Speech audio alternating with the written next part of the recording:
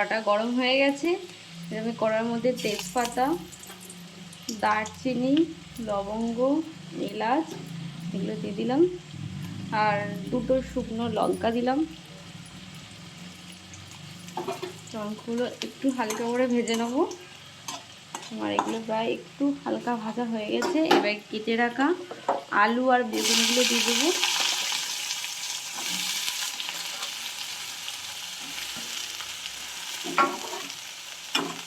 দিয়ে একটু ভালো করে নাড়লাম।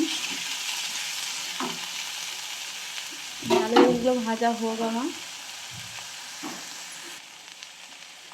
তো এবার আমি একটু নাড়বো, দেখবো। এবার গ্যাসের ফ্লেমটা একটু মিডিয়াম করে রেখেছি। আর একটু নিয়ে নিলাম, এটা ভাজা হোক ততক্ষণ। তো আমার এখানে ভাজা প্রায় হয়ে যাচ্ছে। এবার আমি এখানে একটু পেঁয়াজ দেবো, পেঁয়াজ কুচানো ছিল, এই পেঁয়াজগুলো দিয়ে দিলাম।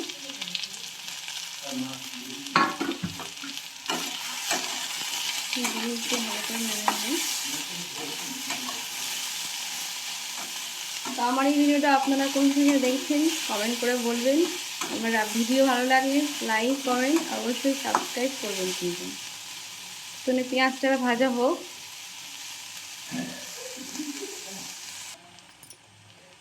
ভাজা একটু হয়ে এসেছে। এবার এখানে বেটে রাখা আদা, রসুন আর জিরে বাটা একসাথে দিয়ে দিলাম।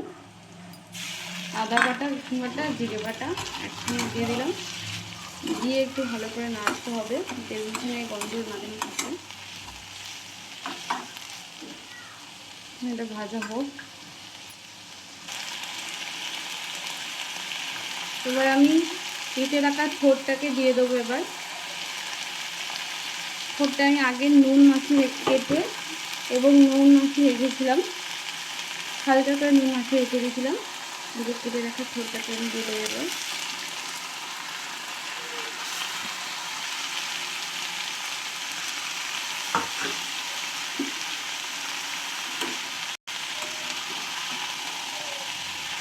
এবার ভালো করে নাড়তে হবে।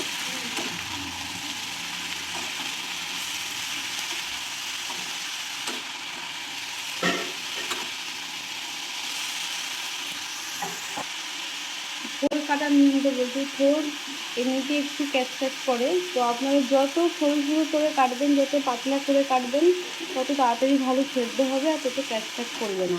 থোড় সবসময় থোড় কাটার অনেক নিয়ম আছে, তো অন্য কোনো একটা ভিডিওতে আপনাকে থোড় কাটার নিয়মটা আপনাকে দেখিয়ে দেবো। তো এখন আমি থোড়টা দেখেছেন একদম সরু সরু কেটে দিয়েছি, একদম সরু সরু করে। তো থোড়টা আমার কাটা হয়ে গেছে।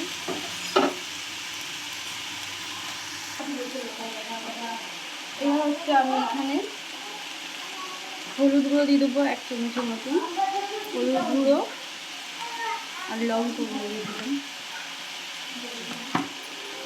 আপনারা ঝাল কীরকম খান আপনারা আপনার পরিমাণ মতন দিচ্ছেন। আমি যেমন শুকনো লঙ্কা দিয়েছি তাই এখানে অল্প করে দিলাম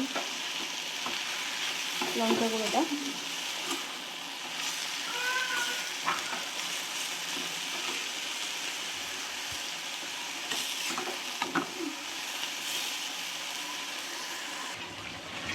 এখানে আমার কীরকম কালার চলে এসেছে। এবার আমি একটু নুন দেবো। নুন যেহেতু আমার দেওয়া ছিল সেই জন্য অল্প করেই নুন দিলাম।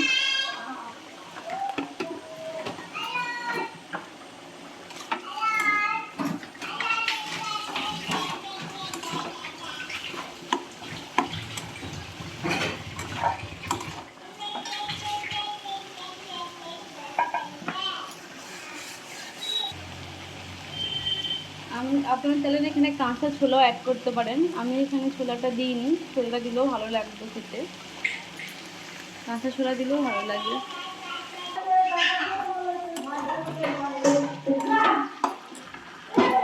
আমার রান্নাটা প্রায় কষা আমার প্রায় হয়ে গেছে। এবার আমি একটু জল ঢেলে দেবো এর মধ্যে।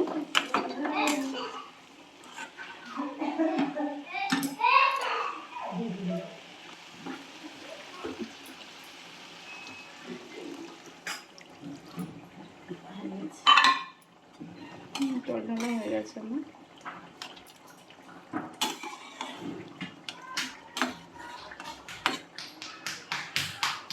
এবার এটা ফুটুক।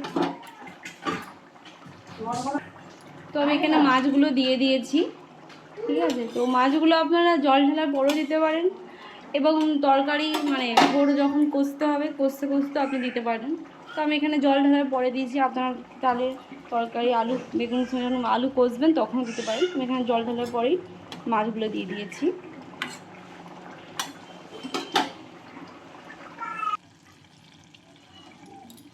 তো আমার এখানে এগুলো হয়ে গেছে, প্রায় ঠোঁটটা হয়ে গেছে। এবার আমি নামাবো। আর নামানোর আগে অবশ্যই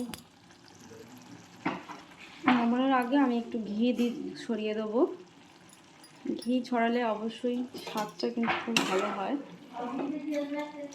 মোচা চিংড়িতে ঘি মাস্ট। আমার এখানে হয়ে গেছে, ঘি দিয়ে দিয়েছি, এবার আমি এটা নামিয়ে দেবো।